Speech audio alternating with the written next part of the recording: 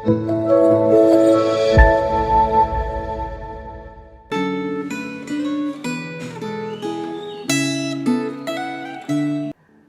Bapak Ibu Saudara. Mari kita awali dengan menyanyi bersama saya. Aku ada saat ini, semuanya karena kasih-Mu. Aku hidup hari ini, semua berkat kemurahan-Mu.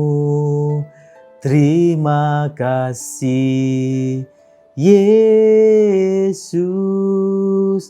Engkau sangat baik, teramat baik bagiku. Tuhan, terima kasih buat hari baru ini, buat kesempatan menjalani hidup bersama-Mu lagi. Tuhan, bersama-sama kami menatap wajah-Mu dan menanti-nantikan firman-Mu sekali lagi membimbing hidup kami. Di dalam nama Tuhan Yesus kami sambut firman-Mu. Amin. Berharap Bapak Ibu Saudara sudah membaca bagian perikop bacaan Gema kita hari ini. Saat ini saya hanya membaca satu ayat saja, yakni dari pasal 9 ayat 33. Demikian firman Tuhan. Seperti ada tertulis, sesungguhnya aku meletakkan di Sion sebuah batu sentuhan dan sebuah batu sandungan. Dan siapa yang percaya kepadanya tidak akan dipermalukan. Bapak Ibu Saudara, melalui perikop yang kita baca hari ini, Rasul Paulus menunjukkan sebuah ironi kepada kita. Sebuah perbandingan yang menyedihkan. Seperti ini saudara-saudara, yaitu bangsa-bangsa lain yang tidak punya hukum Taurat diselamat atau mendapat keselamatan karena iman mereka kepada Tuhan Yesus. Sebaliknya, bangsa Yahudi yang punya hukum Taurat dan berjuang mentaatinya justru tidak sampai kepada keselamatan itu. Karena mereka mengandalkan ketaatannya kepada hukum Taurat itu dan menolak Tuhan Yesus. Dengan kata lain, saudara, bangsa-bangsa non-Yahudi mendapatkan keselamatan karena mereka rendah hati menyambut Tuhan Yesus, sedangkan bangsa Yahudi terancam hukuman Allah di dalam kesalehan mereka. Ironis bukan? Dan ayat yang kita baca tadi menunjukkan bahwa sosok pribadi Tuhan Yesuslah yang menyebabkan terjadinya ironi ini. Selaras dengan yang sudah dinubuatkan kitab suci. Yang menyatakan bahwa memang Yesus telah menjadi batu sentuhan bagi bangsa-bangsa lain dan menjadi batu sandungan bagi bangsa Yahudi.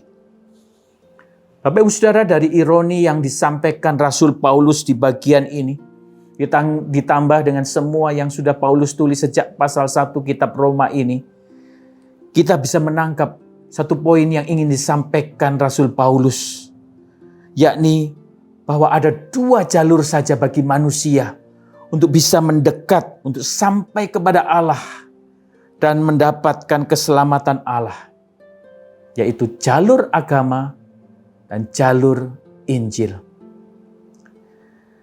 Pada umumnya saudara, agama itu menekankan perbuatan manusia kepada Allah.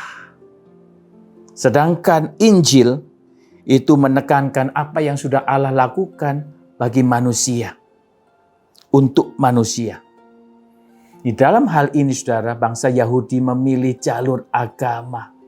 Mereka percaya, meyakini bahwa cara terbaik untuk diterima Allah, dikasihi, diselamatkan oleh Allah adalah dengan giat melakukan perbuatan-perbuatan baik yang dituntut oleh hukum Taurat itu. Akibatnya, mereka merasa diri benar, bahkan merasa sombong secara rohani. Dan itulah yang menjadi penghalang bagi mereka untuk merendahkan diri dan menyambut Tuhan Yesus. Sebaliknya saudara, orang-orang non-Yahudi itu percaya, ya, karena mereka di jalur Injil, ya, mereka meyakini bahwa Yesus itu sudah melakukan perbuatan-perbuatan baik yang dituntut hukum Taurat itu bagi mereka. Sehingga keselamatan itu mereka terima secara cuma-cuma melalui iman mereka kepada Tuhan Yesus saja. Bapak Ibu Saudara, baru 3 minggu yang lalu bukan kita merayakan Natal. Kelahiran Tuhan Yesus yang kita rayakan di hari Natal itu sesungguhnya adalah akhir bagi agama-agama, Bapak Ibu Saudara. Karena semua agama itu memberi kita hukum Allah, peraturan Allah. Tetapi Natal itu memberi kita seseorang, satu pribadi, Sang Juru Selamat itu. Semua agama itu menuntut ritual persembahan dan juga berbagai perbuatan baik untuk manusia berdosa itu bisa diterima oleh Allah. Tetapi melalui Natal itu Allah mengumumkan kepada kita bahwa semua itu tidak berlaku lagi.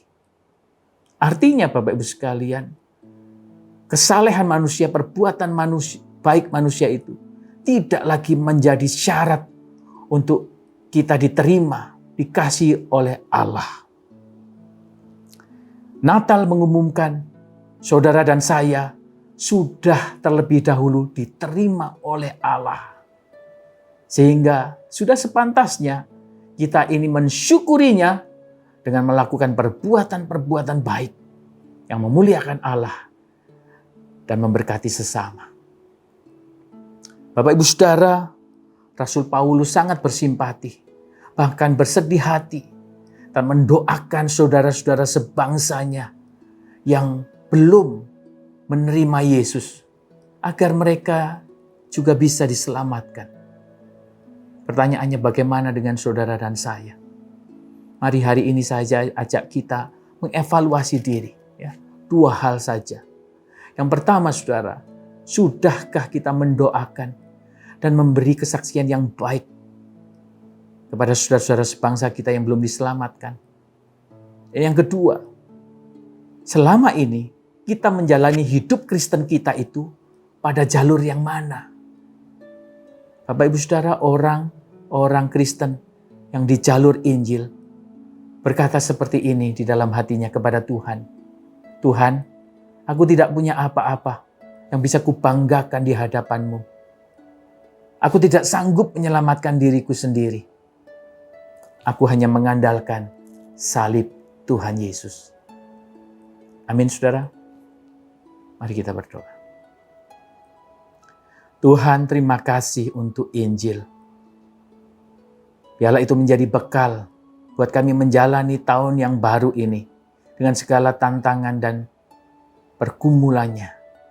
Mampukan kami selalu dan semakin diyakinkan bahwa Tuhan Yesus itu saja, Injil itu saja cukup bagi kami.